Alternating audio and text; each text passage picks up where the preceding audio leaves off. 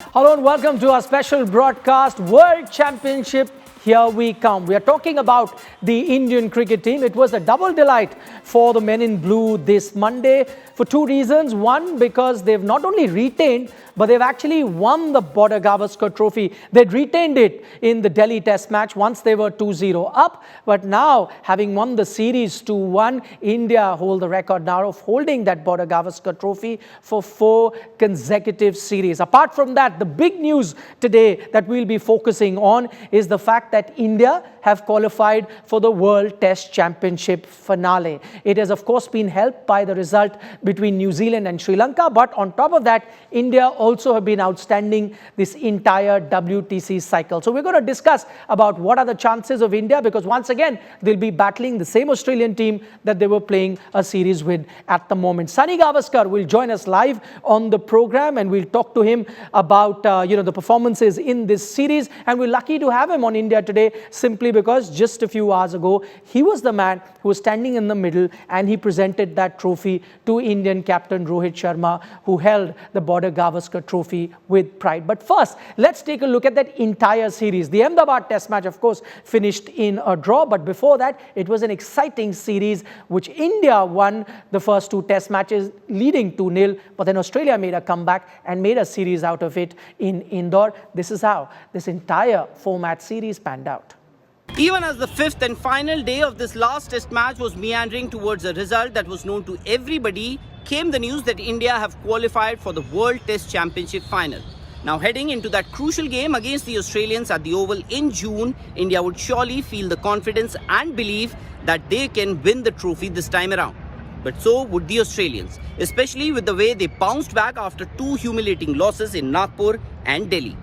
Surely a perfect recipe and stage for 2 of the best teams to clash in the World Test Championship final.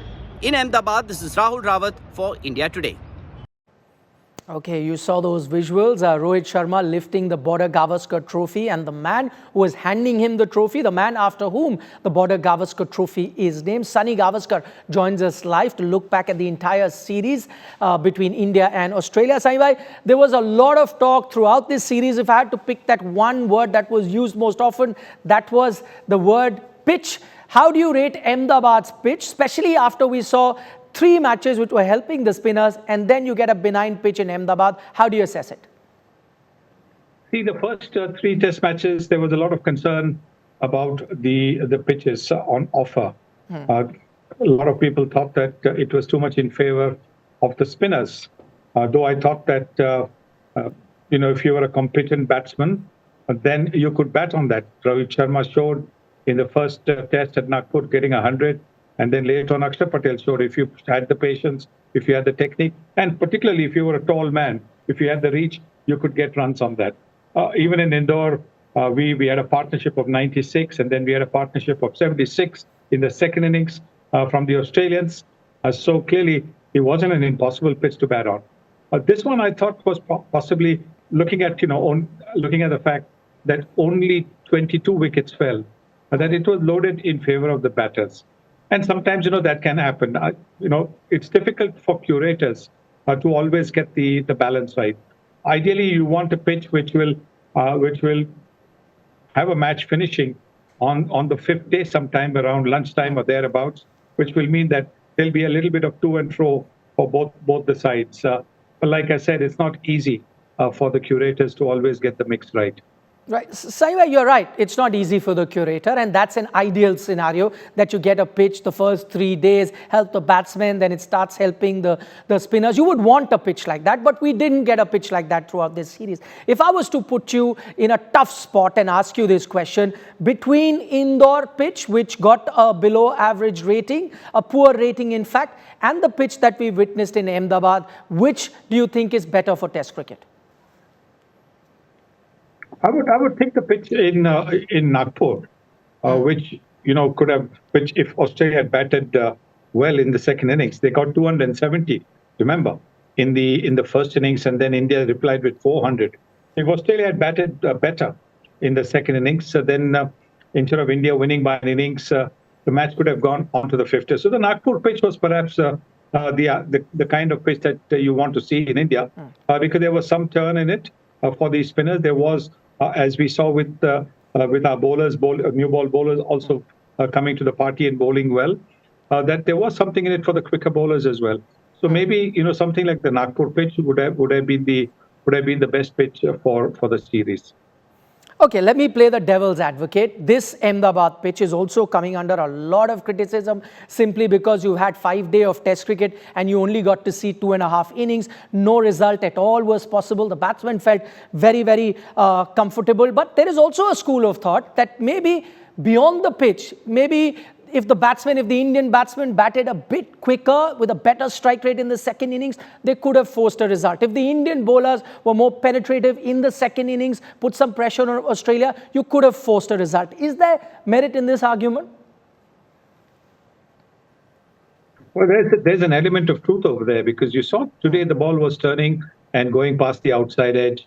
So you never know. Sometimes you need those edges to be had.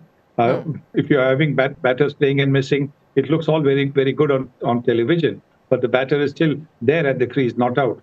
So yes, I think maybe if the Indian spinners had a little more time and a lot more runs under their belt as a protection instead of just 91, if they had got maybe 150 lead, then it could have been maybe a different story. But again, these are the ifs and buts of cricket, so they're all very, very good to talk about at the end of the day.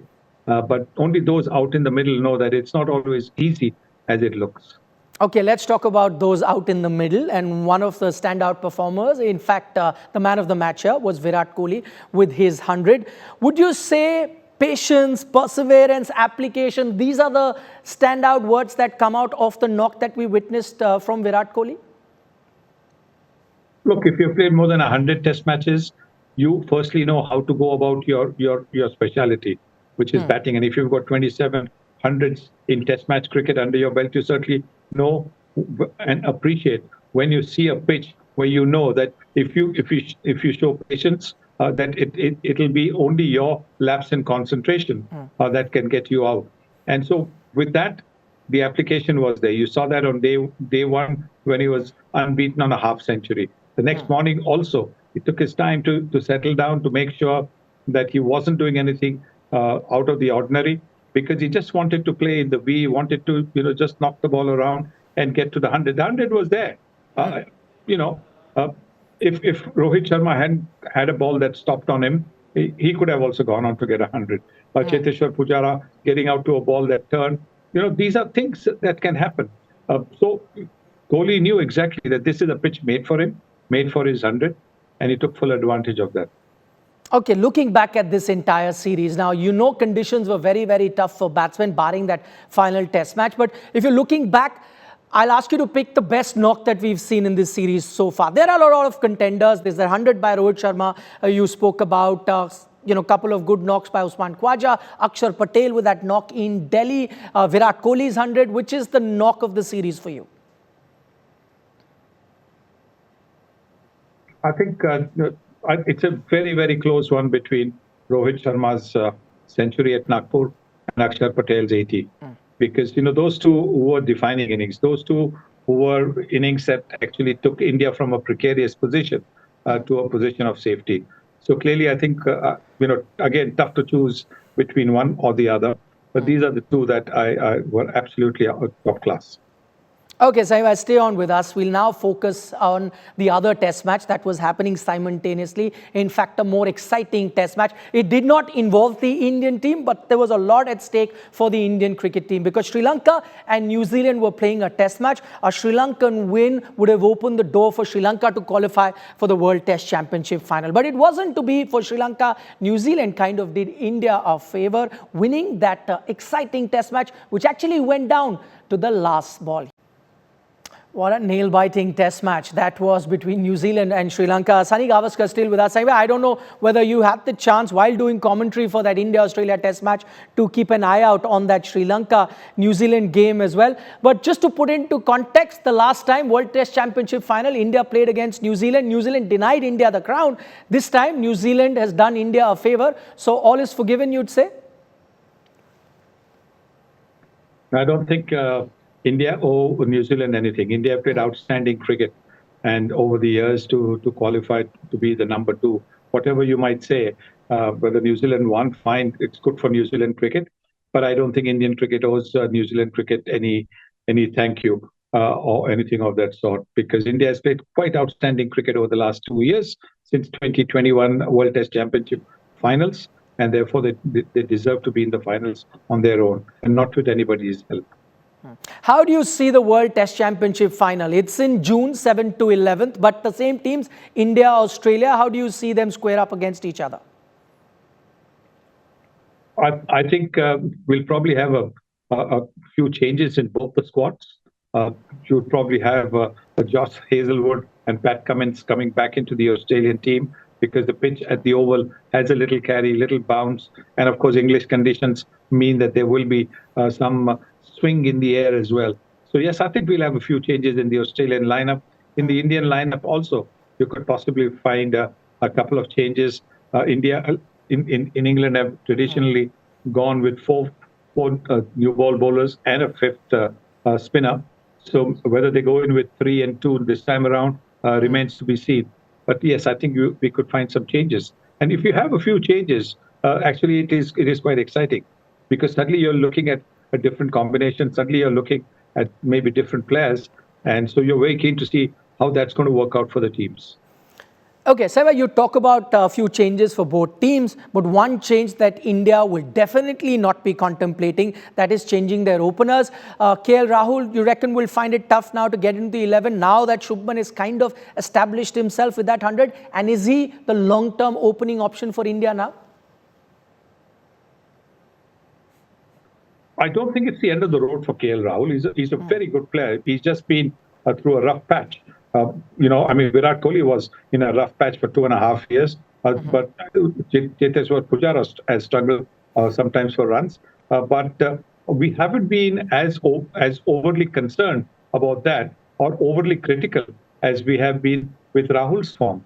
And yes, Shubman Gill coming in, batting the way he has certainly made life a little bit difficult for Rahul to come back as an opening bat for the moment, because with the form that Gill has been in, he will be there. He'll be there for some time to come. Definitely a long time to come if he stays fit and hungry for success. But for the Oval game in particular, because it's not a question of standing up to the stumps where you don't actually need great wicket-keeping skills, then I would say look at KL Rahul as a wicket-keeper. Because don't forget, in England he got hundreds. At Lord's, difficult pitch, difficult circumstances, he got 100. He batted well in England in 2021 and also in 22. So keep that in mind when you're picking the 11 for the World Test Championship finals. Actually, that's a very interesting idea that Sunny Gavaskar has just floated. Look at probably KL Rahul to bat in the middle order instead of someone like a KS Bharat and get him to keep the wickets in England, because his batting record there is very, very good. Sunny Gavaskar, thanks so much for joining us on this special broadcast. But talking about a little master that was just joining us live, there's another little master that will be joining us live during the India Today conclave. That is Sachin Tendulkar. It's a special treat for all you cricket fans. Sachinism and the idea of India, that's the subject that we'll be talking to Sachin Tendulkar about. It's on 17th of March, so mark that date in your calendar.